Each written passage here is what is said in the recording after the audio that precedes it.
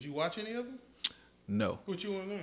You Didn't watch none of them. I'm trying to give you gold, man, and you just throwing Well, it out. That's right. Y'all act like I have no other chance to gold, watch though? any of these shows. Utopia, Utopia the European isn't gold. version. The European version of Utopia. Number one, you started off with the American version. I told you that one was I'm not as watching good. the European version, and they're both just What, meh. what They're episode just you okay. on? What episode you on?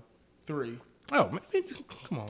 3 on the second version of the same series. You trust me. Just keep watching. Keep watching. It's not that great. Did you watch Blackbird? No. That's where you falling down at. Y'all act like I had like a time limit to watch these shows. Like y'all gave me Well, you 1 watched week. the whole series of From in like 3 days. That was luck. I watched one episode, it got me stuck, and I just like, all right, I gotta finish. See, when you have one of those shows where I have to know what's happening, Yeah. I gotta keep watching till I get my answers. And that show was good. It's almost like how The Walking Dead. You did. get to Utopia pretty quickly. The Walking Dead is like, man, look. You still watch Walking Dead? No. Do you? I got off that. Hell no. narcotic. I still want to know what happened though. Like, I need somebody to tell me this is what happened because They drug that out. They was trying remember, to Google it. remember Rick? Okay. He was knocked out, all right? He's unconscious. Yeah, but like Rick was already Everything was dead. fine Like, before he was just- unconscious. Then he went to the hospital. He woke up and then the zombies. What happened between him being knocked out and the zombies appearing, or is it all a dream? It was all a dream, man. Rick was already dead, and it was a dream. Wait, that was the end? No, I'm just fucking with y'all. Man. I mean, but tell me that if that's what happened. Tell me that. have That no would have been idea. all over. That would have been all over social media. I never I think it finished just kept going on and on. It was like they would get to like a new community. There was some new Villain. threat. There was some new villain. Yeah, Like yeah. it was. that's They're kinda trying to make money. That's why I tell you with From, if they don't start giving answers soon, I'm gonna be gone. Man, From is from the same producers of Lost, so Yeah, they I gonna never drag saw it Lost, so I don't really know. they gonna drag that out. Drag it out They as gonna long drag as it they out. can. So, I mean, they answer a few questions and then give you 10 more questions. Man, Lost was no joke. They would end every episode with a bang. You'd be like, "What? Nah, what happened?" Yeah, nah. I told you, Utopia. That's a quick, easy burn. You get through that quick. It is, but it's. I mean, I mean, it's Chris just not wasn't satisfying. in love with it, so it kind of just. I mean, Chris been Cool me his off. recommendations Watch been kind of Blackbird. suspect to begin with, though. What has been suspect? What bangers have you dropped? What have you Well, given what us? is it? Oh, that wasn't What have the you given question. us? What? What have you Watch given Blackbird. us? He just said he's not watching Utopia because you said it was But what have you Blackbird. given us? I watch Blackbird. No, I'm talking about in the past. We have not seen Blackbird. But what have you given I us? can't remember what I. See? So how you gonna go off of his The recommendation? old man wasn't bad, but it was. He The was- old he man, The was- old man was alright. It was all right. You got us on the old man. I was like, yeah, it was cool. The guy has I'll cancer, finish the man. season. Like he has cancer. That's why they like haven't shot again. Like he's. Oh, I don't know. Is that true? Yes. Oh, wow, I didn't know That's that. I mean, I'm just saying. What didn't else know did I that. put you on? They're gonna get morbid in here. You know, so. I'm just telling you why they haven't shot. So that's why they had to suspend shooting. What else? But the old man was pretty good. I ain't recommending it to anybody. Exactly.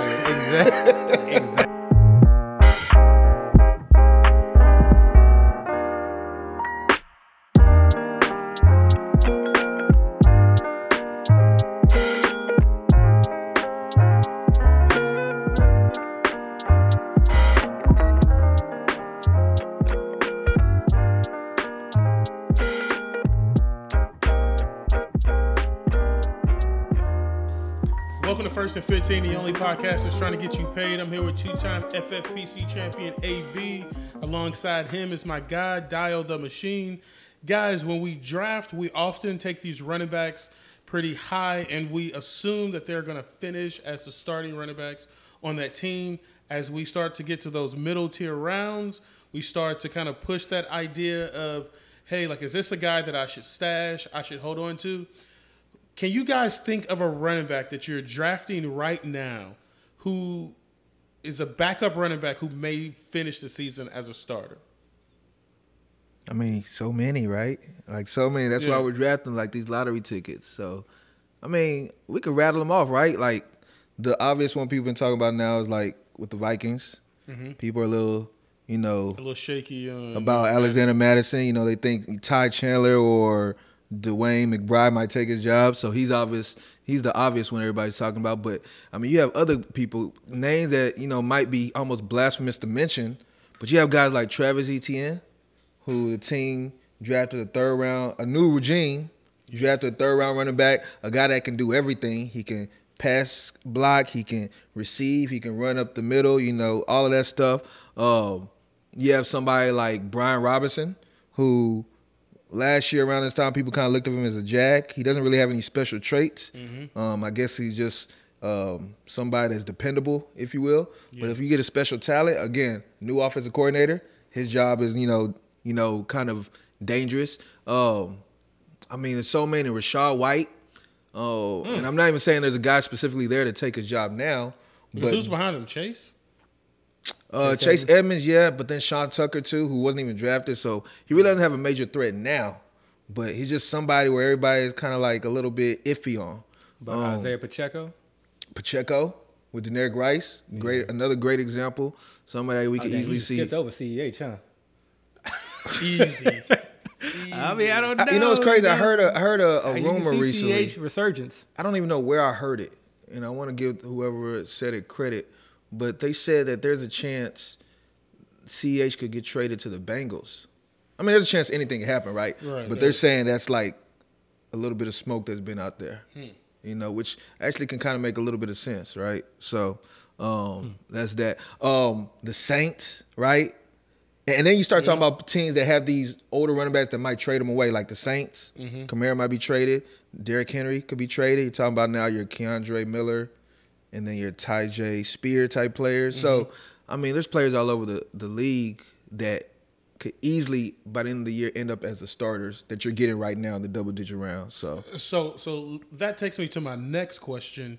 How long do you stash these guys if you think that there's a possibility that... I'm sorry. I forgot to mention one. Who? One of my favorites, Rashawn Johnson. With the Bears and Khalil Herbert. The favorite. And I'm saying these rookies, but in reality, they have these other guys too, like Deontay Foreman, who's a threat. Jamal Williams, you can say is a threat, right? So, no. But I'm sorry. Didn't mean to interrupt. Yeah. So how long do you stash these guys? Like, if you think that there's a real possibility that they can become the starter mid-season, how long do you stash them? Or are you willing to stash them? Let's be honest. I think, that's like a multi-layered question. I think, if you start off in the draft room, you drafted this team, you picked up a couple, let's call them handcuffs. Let's even start with the low level. Obviously you got the top tier handcuffs with, people are probably throwing guys like Elijah Mitchell, maybe your Jalen Warren, depending on how you view it. Those guys will probably never get dropped because they go early for a reason. So if you got them on your team, you probably spent significant draft capital on them, meaning that you felt like there was some scenario where if the starter went down or something else happened, that they could essentially take over a significant role where they can put you in your starting lineup. These are very different to me than like the Ty Chandler or Dwayne McBrides of the world who you draft so much later. So I think draft capital, just like in real life, plays a role in fantasy life as well. If I'm spending a 11th, 12th round pick on some guy, I probably had enough conviction to take him there and draft him over guys who are actually starting, who could actually, maybe, fill out a flex 2 spot, day one. So if I'm taking that guy that high, then I need to basically hold on to him for a bit. But wait, but we're not talking about those guys though.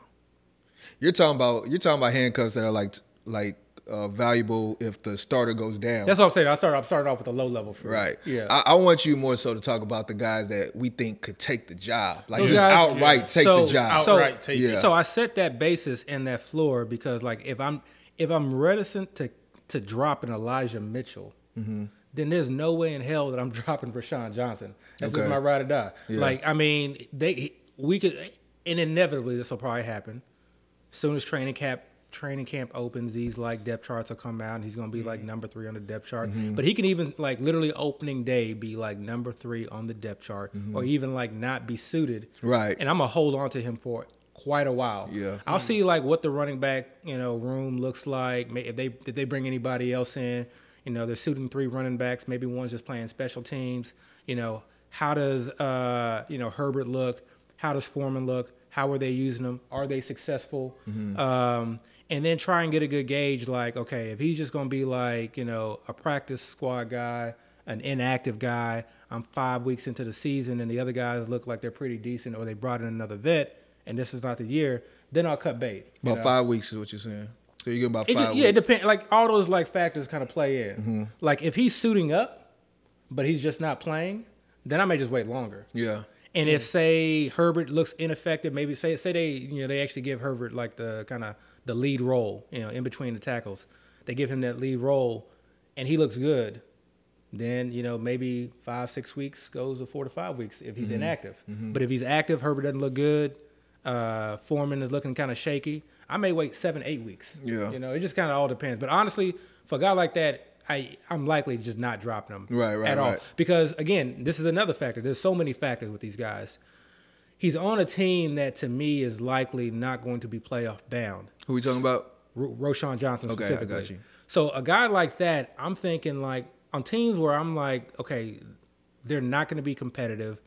Once they are eliminated from the playoffs, start giving young guys looks. Mm-hmm. Yeah, they want to start giving young guys looks. Yeah, so you want those guys because those are the guys week 15, 16, 17 that it's really just, even if it's just one game, can be significant. Yeah, of course. So, I mean, so y'all know with me, I'm always preaching, talent over everything. And, that's my dynasty side kicking in, right? Always trying to accumulate talented players. But it's kind of the same thing when you're looking at these late rounds, right?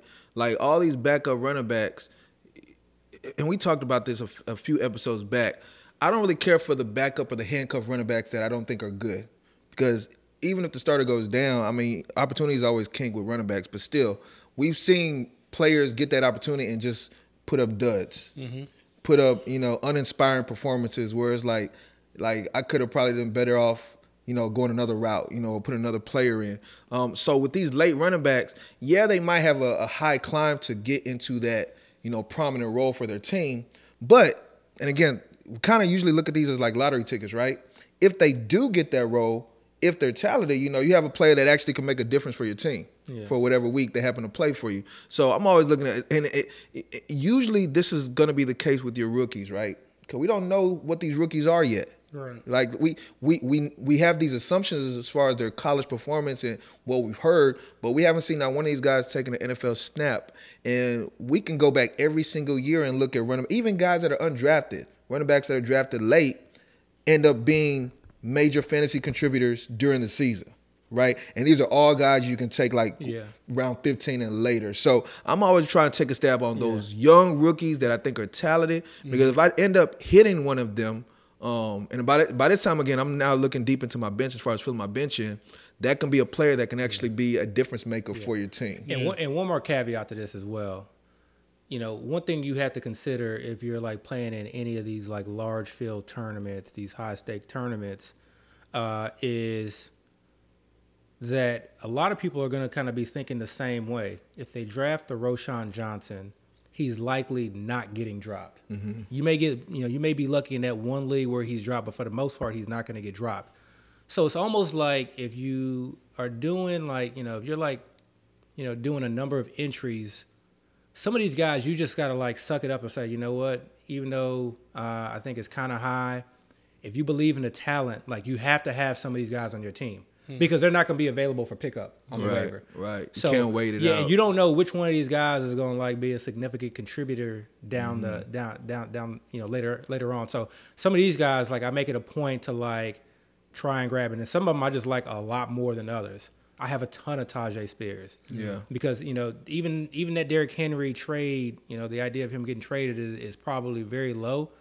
I just, I still love the talent. And then we saw, who's the other backup from last year? The guy that Hassan Haskins? Yeah, we see the issues that happened with Hassan Haskins. Yeah. It's almost like he's walking into just like this lead role. And I love what I saw, on film. And Roshan Johnson's another one. So, some of these guys I definitely love a lot more than others. But like, I'll force myself to take, other guys who I feel like, okay, in some of these shaky situations where, it's very, very cloudy and they could be a league winner. Like you mentioned Kendre Miller, good enough that he's kind of going down the board, but like Kendre Miller's another one. Like we don't know what's going to happen with Kamara. We heard some of the news, but we still don't know what that means. We don't know what his status with the team is. We don't know how they want to use him. And I'm not a huge Jamal Williams fan as far as like his talent. Like I know coaches like him. I know he'll get used, but as far as his talent. So Kendre Miller is, he has all the training camp to make up for like all the issues that he had, or purported issues that he had in OTAs, that's a guy that like we just don't know, and then we could like be looking 2-3 weeks into the season like he's just like he's a league winner. Yeah, and you made a point that I want to kind of highlight when you were saying how these type of players. The people that do pick these guys up because they're thinking the same way we're thinking now, they end up not dropping them. Mm-hmm. With that being said, if you do have a league you're in and you see any of these guys drop, rush to the waiver wire to pick them up. Like, and most likely there's a reason they're dropped, and we'll probably all understand at that time why they're dropped, right? Like they're not performing at all. They're not dressing out like Abby was saying. Mm-hmm. They messed up. But still, we have to keep in mind these are still going to be young rookies that are still trying to figure it out. The fact that they're even getting any type of burn that early should be a significant plus, right?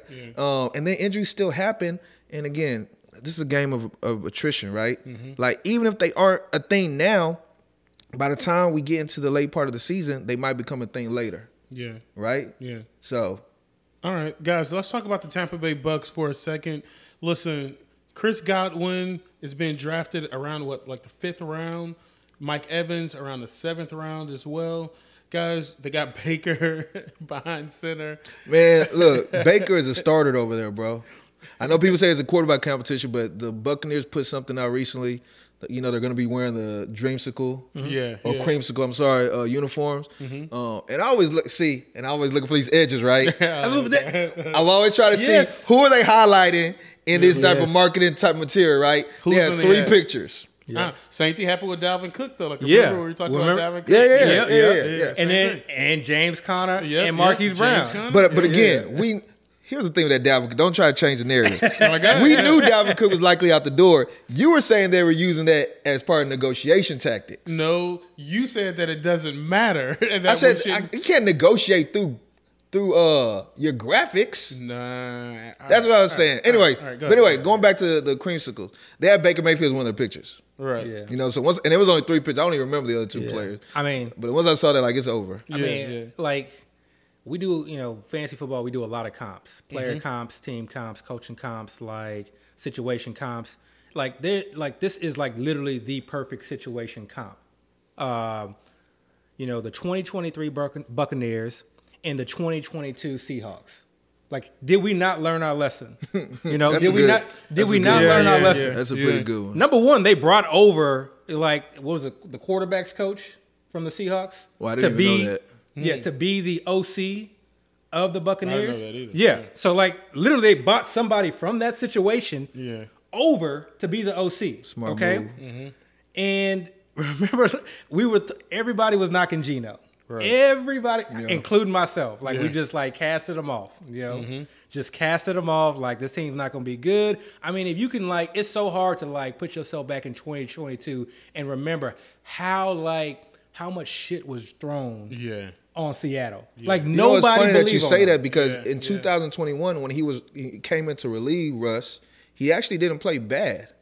I thought he played okay. He didn't play bad though. Like he played okay enough to where they didn't have a need to bring somebody else. He was going to be a starter until he got his jaw broke by that guy in the locker room that time. Remember? Remember the Jets? That's what I'm saying. But the issue was, I think what a lot of people were saying that year in 2021 when he finished the season was like, it was just a low pass volume offense. They were very conservative. Yeah. So you had that going into mind. You're like, it's Geno Smith. They're just going to run the ball. It's a low pass volume offense. Yeah. They drafted Kenneth Walker. They had Rashad Penny. It was just like it was Pete Ground Carroll. and pound. Yeah, ground and pound. Like, nobody wanted any of that. Yeah. An older Lockett. So there were all these situations. But guess what happened? Whether it was design or not, their defense was not that good. They had to throw the ball some. Volume was there. Geno Smith showed out, but I think the biggest thing to take away, and this is why I'm seeing this as such as a major comp outside of what we already discussed, is it was a very narrow target tree, like a very narrow target tree. Like, it went through Lockett and it went through DK, and then everybody else just kind of got scraps here or there. Lockett, DK, Lockett, DK, Lockett, DK, and then so again, now looking at the Buccaneers, okay, again they brought over personnel from the Seahawks. Can we look up the dude's name? Because we actually need to give him credit. For whatever reason, I can't remember. I can't recall his name. But They brought over Seattle's, quarterbacks coach. He was now the OC. Who else in that offense outside of Mike Evans and Chris Godwin is a threat in the passing game?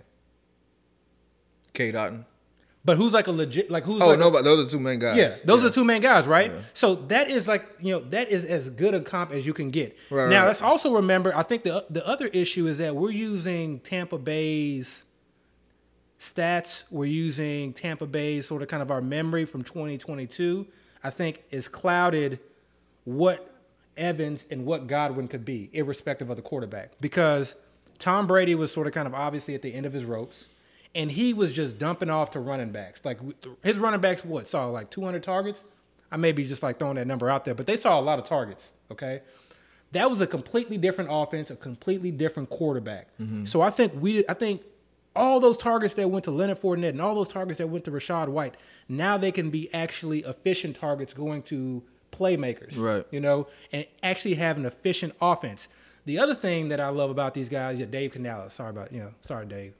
I've never heard this dude's name in my life. My bad, Dave. But the other thing, too, is that, like, red zone.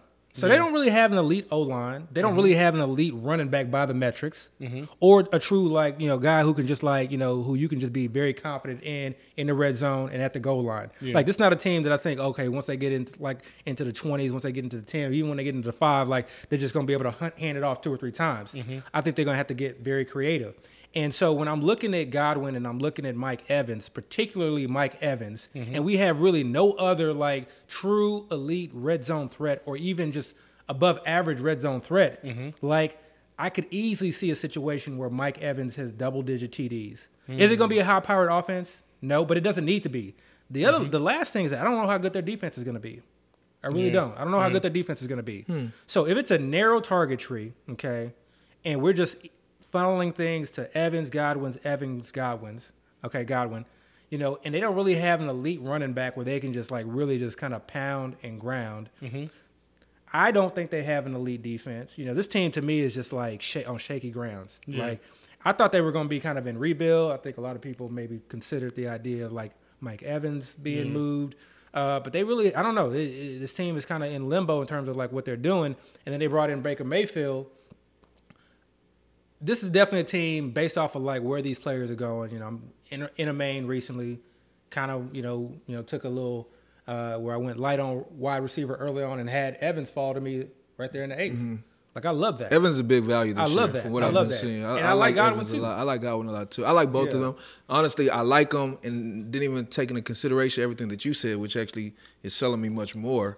I mean, Evans just one of those type of players I just like having on my team because he has the ability to have those big games. He had a 48-point game last year. He like had a week where he literally carried your whole team. And I like having those type of players because especially when you get them later, those can be things that kind of put you over the top, especially when you're talking about tournaments. And Godwin, he just missed a consistent. Last year he came to the season injured. Remember, like he didn't even come in immediately healthy. Once he kind of got the reps or the snaps, he was producing immediately. Like day one, and he was putting up like high double digits as far as in the high teens and young or low 20s. Second year off the ACL. Right. And this is second year off the ACL. I mean, I like both of them. I think both of them are going way, way too late. And again, you made so many great points. I really don't have much to add to there. But I will say this. You also mentioned Geno Smith playing okay or well at the end of the year. Baker did pretty okay last year with the Rams. Exactly. Yeah. Kind of trying to have a resurgence. Y'all completely overlooked the fact that a man slugged.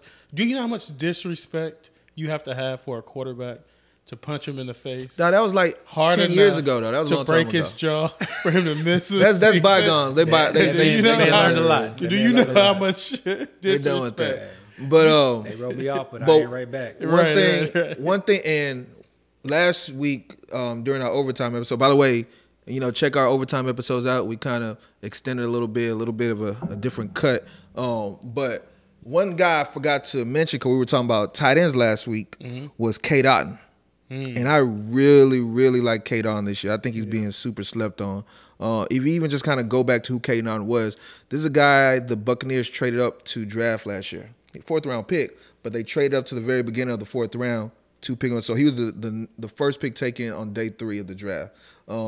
Last year he shared the reps with Cameron Brate, and even while sharing the reps, if you actually go look at K. Otton's numbers, he actually did very good. Yep. You're talking about a rookie tight end. We always talk about how tight ends, they have this learning curve where it kind of takes them time to become productive. This guy came out the gate being productive. Yeah, from weeks. I think he had a game where he had like 10 targets. Yeah, so from weeks like let's say week 6 on, if we look at his target distribution, 5 targets, 10 targets. Yeah, 10 targets versus the Saints. 6 targets, 5 7 targets, 5 targets, 3, 7, 4. So that, like, those are some, like, for a rookie tight end. Yeah, and again, he was sharing with Cameron Brate, who's not out the door right now, right? And this is gonna be my 3rd week even bringing it up, but that underdog video, the dude that did that study, he basically pointed out how tight ends have the biggest jump between year 1 and year 2.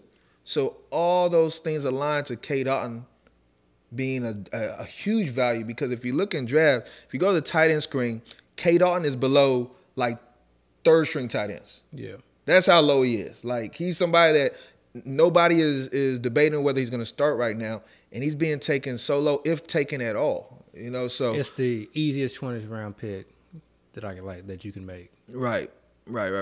So, you know, definitely a player that I did want to mention. But yeah, again, like Abby was saying, I agree with all those points. I love Mike Evans this year. I think he's going way too late, because who's to say Mike Evans might not be their wide receiver 1 this season? That 45-point game happened at the end of the year. Yeah. And he had a lot of drops. There was like some. He had a Brady drops. He had a Brady who didn't have his deep ball like he used to have. There was just like a huge disconnect there. I just think that team just realized that, like, all right, this ain't gonna be the year. Also, I don't want to say it's every year of his career, and it might be, but I know he has a streak going on of having 1,000-yard seasons. Yeah. And he spoke recently about the fact that he wants to continue that streak. Yeah. So it's almost like, and I'm not saying they're just going to go out of their way to just say, okay, let's get him these 1,000 yards, but it's almost like if he gets close to it, they are going to probably try to make sure he reaches that threshold. And this is the thing, too. I think that's again, a great option. Baker's not a scrambler.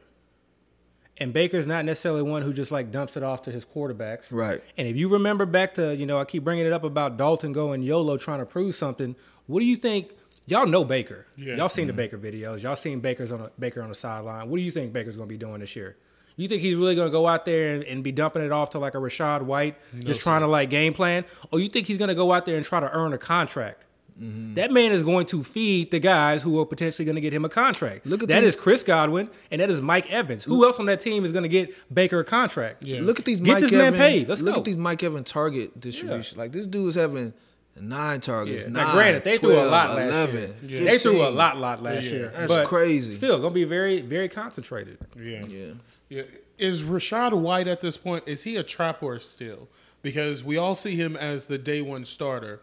I'm not sure, as we talked about earlier, he's going to finish the season as a starter. But considering where he's going in drafts, is he a trap or is he a steal at this point? You know, I'm considered – I think I'm, like, at the point right now where anytime I hear somebody say somebody's a value, I think, like, probably 75% of the time it's really a trap. Like, you can be a value, but it's still a trap. Because it's like, like, they may finish, you know, like, the end of the year, you may look back and it's like, okay, they beat out their ADP. But then you may look back and be like, man, I didn't feel comfortable starting him. When he, you know, like when he exploded, he was on my bench. Or it was just a lot of just like garbage weeks, or a lot of just weeks that were just kind of just meh. And because he didn't get hurt, like, and everybody else did, like, he just somehow like found his way to be like a top 24 running back. But is that what you think is going on with him? Because no, I don't think he's dropping at all. No. For me, Rashad White, I think is 6th round. I wouldn't necessarily. He's a 6th rounder. Yeah, he's a 6th rounder. I wouldn't call him a trap for sure. I wouldn't call him a value because it's not where Rashad White is going, really. It's where all the running backs are going. And because when you look at all the running backs that are going around him, like that's market value. That's market value for a running back of his ilk, okay, of his talent. So it's not a steal. It's not a trap, really. I think it's like a gamble. I call it a gamble. It's a gamble for 2 reasons.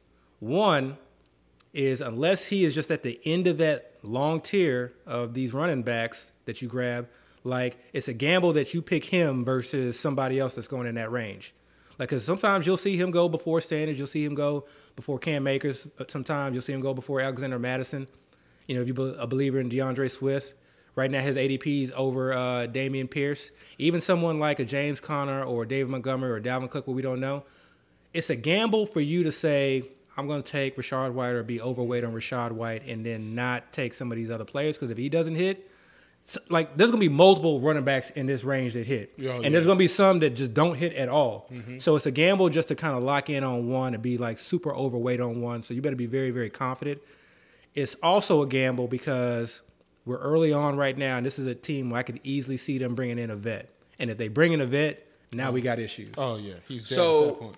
How do you feel about Rachaad White, though, as a player? Yeah, man, go back to 2022. I told y'all last year I was not a Rachaad White fan. I said that like this dude is just I watched his tape and I was like, all his highlights of him just running through wide open holes, catching these easy screens, like there's nothing special with him at all. Yeah. That being said, if they don't bring anybody else in, like, and he's the only one there, I think Chase Edmonds has kind of proven what he's proven. Sean Tucker, like I like him coming in, but like I don't even know if he's gonna make the team. Like I think his health he has issues an easier chance than others. The fact that there's not much competition. Yeah, I think it'll depend on his like health issues, and so that's a hard thing. Like I remember early in the draft season, I was like, let me just take him every time in like the last few rounds, and like now I'm just like, maybe it's just like lack of news. I think I've heard a lot of things about he's by no means at all a lock for the roster spot, and that his like health is still very much up in the air. Yeah. So, for me, Rachaad White is just kind of like, he's going to be like a volume play. Somebody's like, not going to be efficient. I think the offensive line will be better than it was last year, but I don't think like all those Brady passes, like to the dump offs to the running backs, I just think we see a lot of that dried up. And you have Chase Edmonds there. So that's the other thing, too, is like I think we completely forgot about Chase Edmonds. Remember, everybody was so excited to draft Chase Edmonds as a handcuff and then him overtaking Connor or whoever it was with the Cardinals. And now nobody wants to touch him at all. But he signed on to Tampa Bay. He's not signing on to be an in-between the tackles running back. He got signed early in the offseason. Yeah. So maybe he is a third down back. Chris, what is this? What? What is this draft? Somebody took Sean Tucker in the 12th round? Man, just keep potting. Like, this is our next question. What? This is it. Wow. Was this like one of the first boards that was sent out? This was one of the first boards. And so I guess let's get to the next question. Yeah. Really? Yeah, so let's get to the question. Wow. So my question was going to be, hey, like, have we gone a long way? Wait, this is my squad? CeeDee Lamb, Amon-Ra, Ramondre, Najee Harris, Jerry Jeudy, Lamar Jackson, Tyler Lockett, Trey Burks. Y'all can stop drafting right now. Y'all can stop drafting right now. All right, that team is sick. All right. I see you took CD. That's like the only CeeDee Lamb share I had. All right. Can I get to the question? Yeah. All right, so the question was going to be, I'm still but now shocked you know at Sean who Tucker. AB's team is. Listen, guys, based on, have we gone a long way without realizing it when it comes to the changing draft boards? I know a lot of people haven't been posting their boards lately. Yeah. It looks like the last week or so, we're starting to see a few People boards. keeping it tight to the vest. Tight to the vest. Tight to the vest. Have we come a long way without even realizing it? I want you guys to take a look at this board. This is one of the first boards I think you drafted in. You put into the group chat. Like, think about where this board is right now. How good do you feel about this team? I mean, like, this is a pretty decent team. I mean, if you just like look at this team versus current ADP, and you just think from like a market analytical standpoint, like, remove all opinions aside, like, this is a damn good team. Like, this is like, the basics of like how I draft, which is like win each round, get a value in each round based on ADP. Like, I think a lot of people are just successful just by basically kind of doing what Dale does, like, which is just like, who's falling past ADP? Let me just get them. And then you just like mass accumulate them. And then like, at the end you look and see like, I got three third rounders, between rounds 4 and 6, I got, a 5th rounder in round 7. I got a 6th rounder in round 9. And those things add up. And then you look at other teams, and that's how you beat other teams. So, CD Amon-Ra, there's nothing special about that start. This is like 95% of my teams. I try to just lock in 2 wide receivers. My mindset is starting to change with that a little bit. With some of these running backs like we talked about before. We'll see where I kind of end up on that. And then Ramondre falling to like the late third, 311, I think is nice value. So I drafted out of the 11th spot. Najee, you know, I just recently passed on him at 4. You passed on Gibbs. You passed on Gibbs too. I passed on Gibbs there. So like if I had to do it over, definitely like done that. I definitely would have switched that up. Yeah. This is before Gibbs got drafted. This is before the draft.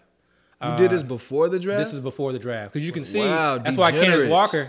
This is the best time to draft. This is the best time to draft. Look, because then like I got Jerry Jeudy in the late 5th, and I don't have like this is like one of my few shares of Jerry Jeudy. I got Lamar Jackson in the 6th round. Yeah, when people still didn't know what was going to happen. Yeah, Tyler Lockett in the 7th is not that uncommon. Treylon Burks in the 8th. You're not seeing a lot of those. Sweet spot. That's when I was taking him. And then the rest, I mean, A.J. Dillon in the 10th. You know, the rest is kind of here or there. Scroll down. Who? Scroll down. This is when you can get handcuffs easy too, like Jerome Ford. One of the biggest things I see with this board, and not your specific team, but just where Kenneth Walker went. He was a mid-second rounder at this time. Yep. And now he's falling to like what did you just take him in a recent draft? The 5th, 6th? 6th round. 6th round. I took him at 601 just to make a point, make a statement. I got me some 6th round Kenneth Walker. Because sometimes you look at guys falling, right? And then you start to be like, almost like the same way they think probably in the real draft. Why is this guy falling? Yeah. There is a mind effect. Like what's the guy passing? ADP? It was like, no. This ain't smelling right. You start looking at Twitter like, did I miss something? Go in the chat. Why is all y'all skipping this player right now? Yeah.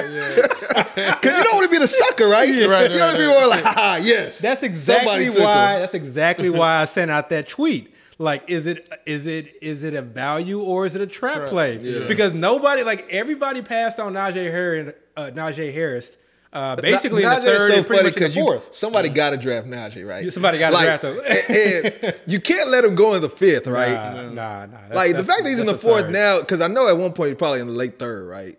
But this so is the now thing. you see it's like you gotta take him, but it's like nobody feels good. But this is the thing, and this is where I'm at, and this is why I figured it. And this is why you gotta like. This is like where you got to make a stand on, because clearly the divide between Najee is he like the Najee of 2021 with that type of workload?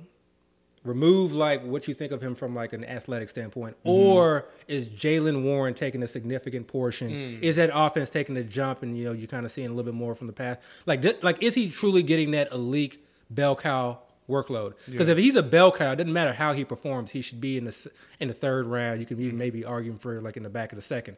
But I think most people are figuring that he's not a bell cow, which is why he's falling. And if he's not a bell cow, well, then at that point, honestly, he should be basically in the 5th, 6th. 5th, 6th, exactly. Yeah. Exactly. So he's almost like in a limbo spot right now. Exactly. It's like you're either getting a value or you're reaching. And it's not just that you're taking him there. It's also that you're passing on all these other guys. Yeah. So that's kind of where I came to that realization. I was like, all right, no more Najee. Man, Damian Pierce might have slid a little bit too, because he's in the 5th here. He's what? 6th, no, this 7th? is actually before. This is he slid. He's Doesn't he go in the 5th though? He goes in the 5th. Early. He goes 5th. in the back. He goes in the back of the 5th. It can't be 6th. no more than the. I'm talking about right now. Right now he goes in the 6th. So you're saying he slipped in? Yeah, he's slipped. falling. Yeah, okay, he's got you. Yeah, he's falling a little bit. Yeah. It's a crazy board. Yeah, some of those early boards are like crazy, because that's also too where people are just kind of like just guessing. Like you saw JSN going like real early in pretty much almost all drafts. Zach Charbonnet, Gibbs is always kind of around the 4th round, and I was just like, you know what, I'll just wait. Like I'll just wait. So I think waiting, paid off a little bit.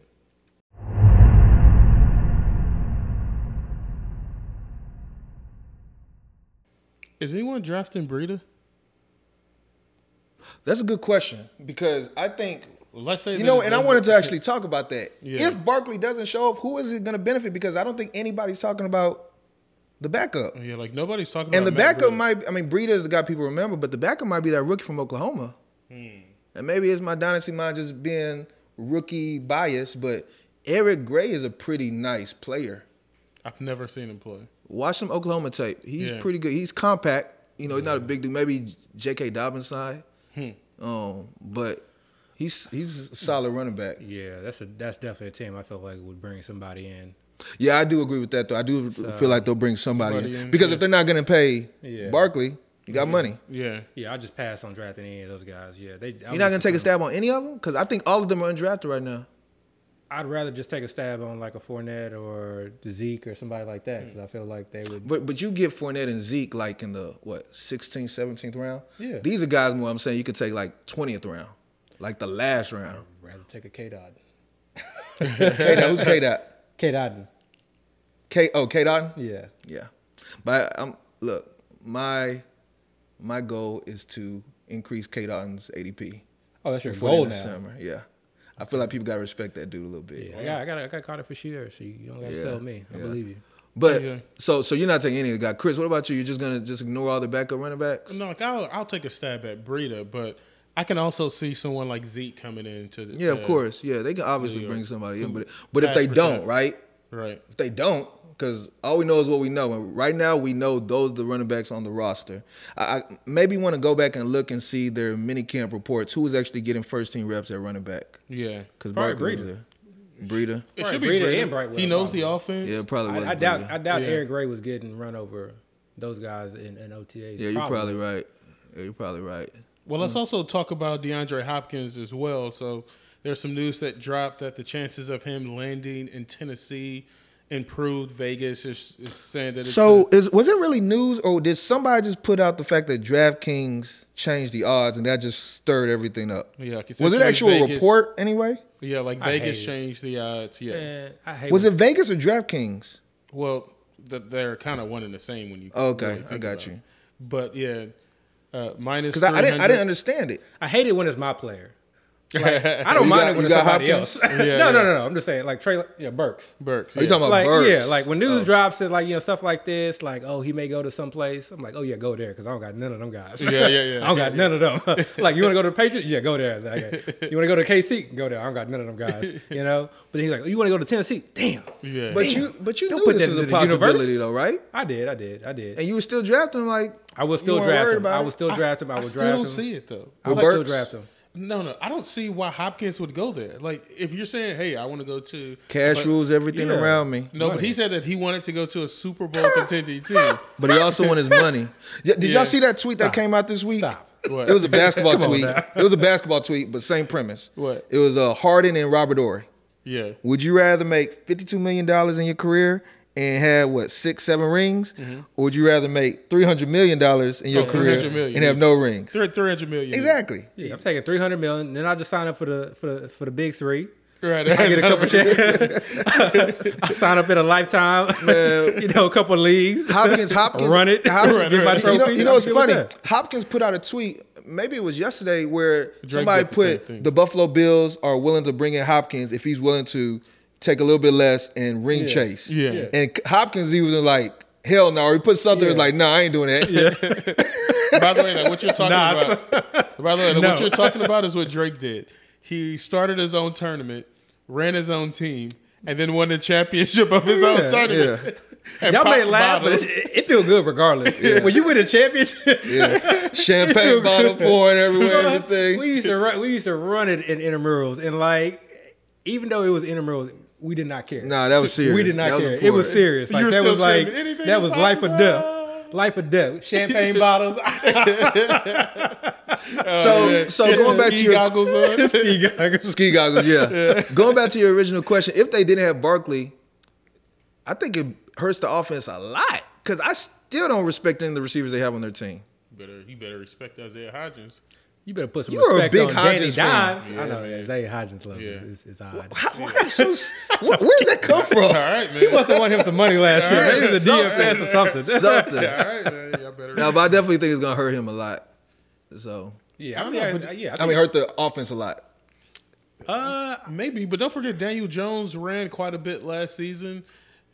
He may be having to, But he was able to run because people literally let's start Barkley and we don't really care about nobody else. Yeah, but that means that there's a lot of people inside the box, which means that Well, I that guess a lot of people. But if Barkley's not there, a lot of people in the box are going that way. Well, Barkley was going, and he went that way. He's still gonna be running, but he's gonna be running for his life. He's gonna be trying to scramble like crazy. He'll still be running. There is that one play where like Daniel Jones had this long run off a play action, and you're right. Barkley was that way. Yeah. He went that way. Everybody went that way. He went this way. Yeah. Like, I can see it though. I can see it. Darren Waller's there though, so they still have some passing options. I don't know. I just think that maybe this is without Saquon being there. Maybe Daniel Jones. Passing. I would actually lean on Daniel Jones because I just think the passing volume would just like increase because I just think they would not really be able to run. But I also like him being in the second year. I do like the additional weapons and some of the guys that will be coming back from injury. Yeah. So there's like actual depth there now too as well. Yeah. And he can still run, and I think he will be forced to do more. I'm gonna go ahead. You throw out another comp. Just the easiest, obvious. Basic. If you want to call it that, just a Josh Allen. I don't think he doesn't need to get to like number one QB overall. Right. He just needs to be like a top 12 QB. And I think, and he was basically pretty much that last year. Yeah. Now he's got another year in the offense. He's got better weapons. And if you take away Saquon, who carried so much of the offense last year, that has to like transfer to Daniel Jones, in my opinion. Yeah. Can we go back to the Treylon Burks discussion? Go ahead. Because if they do get D-Hop, you're out on Burks? You're out, right? Yeah, so like with all the rumors, I don't care. Like, rumors like him, like his depressed ADP with the rumors. I love that. Like, so it's gonna drop his ADP, like you said. Like, like back in, like, or let's get more. Let's get more. But if he actually signs, I'm out. You're out. Yeah, I'll just hold on to my shares and just like hope for the best. I don't hope for injuries, but. Yeah, you don't think that offense? You don't think that offense, and obviously we know what they've been in the past, but you don't think that offense can probably evolve into an offense that can support both of them, or even maybe an offense where Burks ends up actually being the main option, and Hopkins is more. I mean, people are saying Hopkins lost a little bit of a step. What if it's actually true? And don't forget, Burks was a first-round pick last year. The talent is there. People actually saw Burks as like. Going into the draft as like a top 2-3 wide receiver. He battled injuries last year. And he's the one that everybody, this whole offseason, he's been getting all the buzz. Yeah. Right? Everybody's talking about Burks. Man, Burks look like he's going to do something this year. Burks lost some weight. Burks now can breathe, because he's dealing with asthma or something last year. You think they're just going to put all that in the bottom and say, you know what? Scratch that, D-Hop. Not scratch that. So a couple different things. So like there's only like, and you're always talking about the YOLO Tannehill too.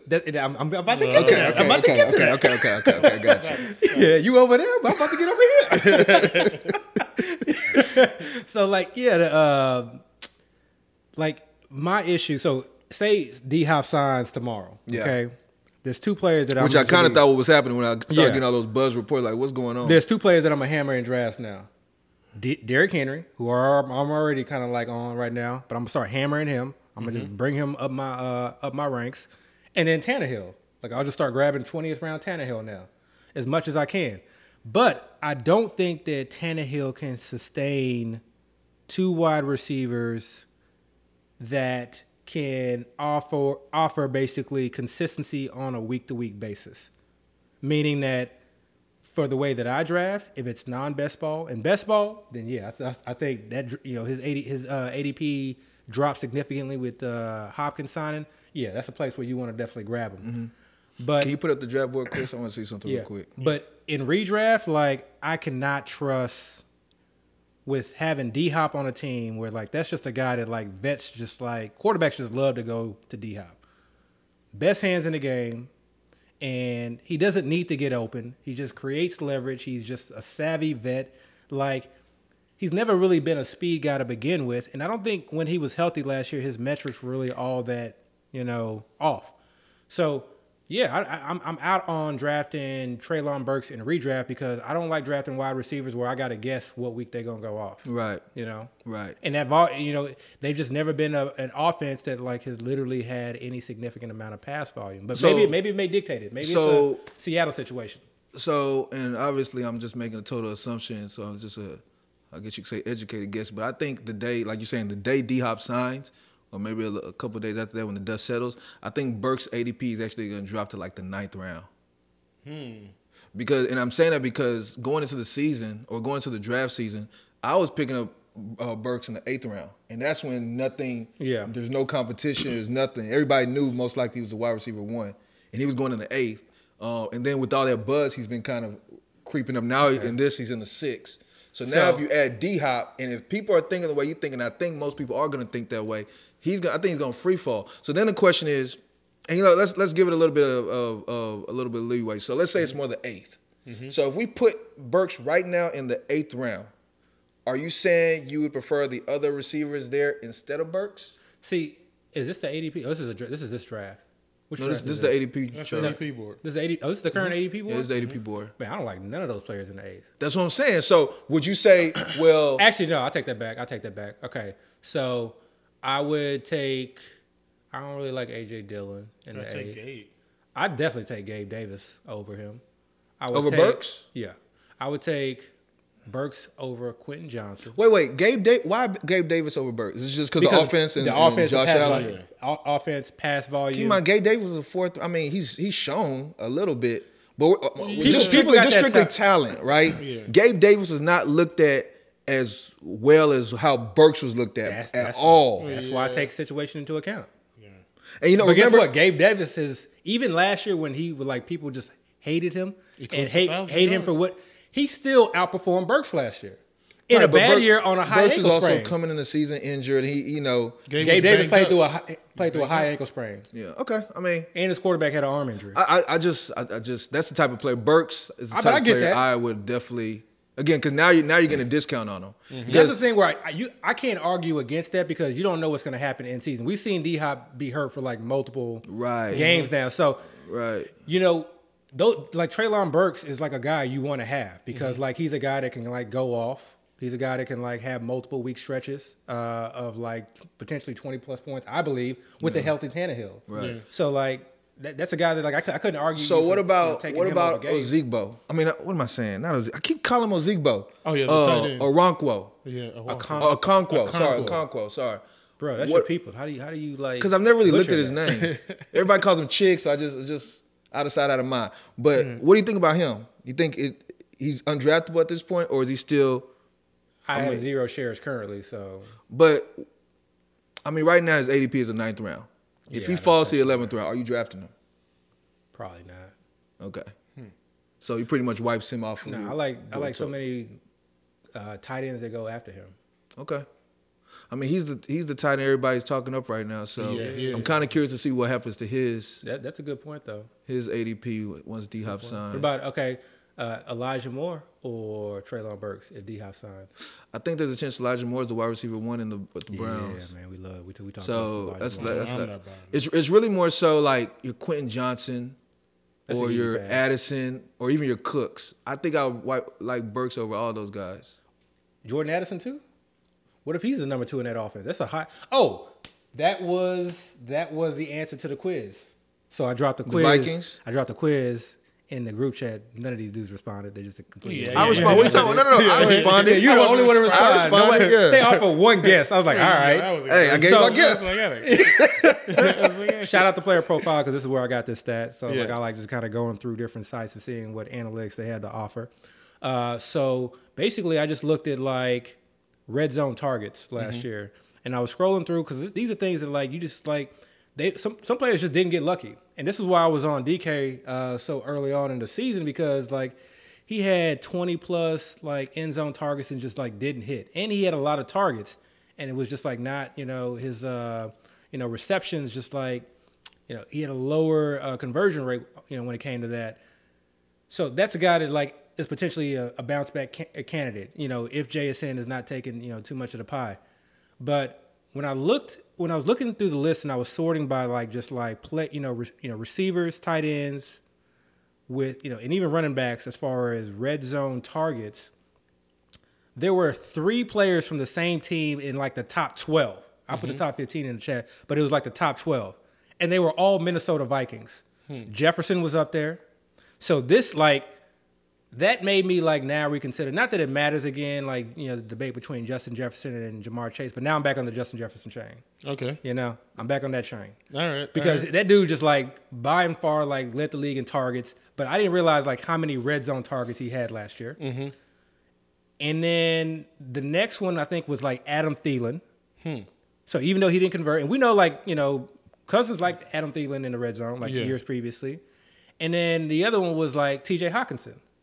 So that was 3 top 12 like receiving options who had like red zone targets. So then I started thinking, I was like, what's really going to change with this team? Like if anything, like that potentially could go up because they don't have Dalvin Cook. Right. Like we know that like Madison is, some of us can argue he's serviceable, but he's not Dalvin Cook, or he wasn't Dalvin Cook in the past, right? So is he just going to like eat up like a lot more red zone work? Are they not going to be able to like run the ball in the red zone? Like a lot more efficiency? Probably not. Like he may get more TDs, but it's not like he's just a more efficient or a better, you know, goal line back than Dalvin Cook was. So that situation didn't get better. The offense didn't change. Still same head coach, same offensive coordinator. The line's the same. The quarterback's the same. The defense is worse. Like the personnel is worse. So there's really not much that has changed with that team. So like I'm thinking to myself like, Kirk Cousins is going to be throwing still a lot when he's in the red zone, when he's in the 20, when he's in the 10, when he's in the 5, and at the goal line. Like, I think we still see a lot of, like, red zone work. So that kind of gets me back to the main point. Justin Jefferson, obvious. TJ Hawkinson in the red zone seems like a potential obvious for just getting targets. And then, like, who's that third guy? Jordan Addison. So you don't think Osborne is a threat at all? No, I think Osborne is who he is. And I think if they thought he was a threat, then they wouldn't have drafted Jordan Addison when they drafted him. Who's the three who are the 3 guys for the Vikings you were speaking of? Jefferson, Thielen, and Hawkinson. See, that's why I didn't guess that. In the text message, you put 3 wide receivers. No, I put the 3 receiving options. I was go back. Sneaky like that. I'll go back. Let's go back. I'll go back and check. Sneaky like that. Nah. Listen, guys, if you are enjoying this content, it is just content. Just like remember that Samuel L. Jackson character on Fresh when he was playing chess and he was like, if you put anybody on the clock, I can play with the best of them. These guys are going to be on the clock towards the end of the season. Have you watched that, whatever he's talking about? Y'all have never seen Fresh? Talking about. Y'all have never seen Fresh? Like, sure. You never seen Fresh? Seriously? No, I haven't seen Fresh. If we haven't seen it, I doubt the audience is aware. Yeah, but it's all right. Let's roll with it. How many of y'all, let us know. Hit us up on Twitter. How many of y'all know anything, know what this man's talking about? Man. Towards the end of the season, these 2 guys are going to be on the clock. All this analysis is actually going to be put into practice. We're going to do 2 live drafts. If you want to see those 2 live drafts, please follow us on 1st and 15. On our YouTube channel, we're going to do 2 live drafts, and these guys are actually going to talk through their analysis as they make real picks. Because it's one thing to give your opinion. It's another thing to be on the clock, because the clock makes it's truth serum. So we're going to do 2 live drafts towards the end of the season. Please like, rate, subscribe this episode, guys, and follow us on 1st and 15. Also follow us on Player Profiler. I got to say my dynasty people. Oh, here we but go. I don't even have any players. I just want to kind of make a comment. All right, go ahead. I'm starting noticing a lot of these drafts, and people know they're doing it, but it's just, and I don't really understand it, but it just feel like it needs to be spoken on. I'm seeing way too many running back 3s or wide receiver 3, 4 options going before running back 2s and wide receiver 2 options, right? And I think we're jumping the shark a little bit in doing that. And I don't really understand why you're taking one player that needs 2 to jump over 2 players, whether due to injury or role, and ignoring other, like, for instance, Quentin Johnson over Michael Thomas. Yeah, something like that. Yeah, you know, or like nobody drafting the backup running back for the Colts. Nobody drafting the backup running back for the Giants. Yeah, but we're taking these other guys real late. Like the Bears running back 3, the Dolphins running back 3. And of course these guys have talent, but well, that's a little different because with the Bears, I don't think any of us know who's truly going to be 1, 2, or 3 is. Right. Yeah, like who the winner. But we're taking stabs on all of them, and you can kind of go even further down because you can tell yourself that, hey, like Khalil Herbert is going to be the starter. Yeah, I can tell myself, the fourth. But I'm saying, like, you're looking at, and you can go further. You talking about your Ty Chandlers and your Dwayne McBride. Dwayne McBride still at the bottom. He still has to jump over 2 players. Yeah, you're looking at guys that, and again, it's kind of contradictory what I was saying earlier as far as the talent. But there's running backs that have talent, that you can take real late, and we're just totally not even looking at the situation. Like today, we were talking about the Giants. Mm-hmm. Nobody's looking at the backup running back situation for the Giants, and I think that's just something that we're not taking into account, and I think that's a mistake. All right, guys, that's it for this week. Please like, rate, subscribe. We're out.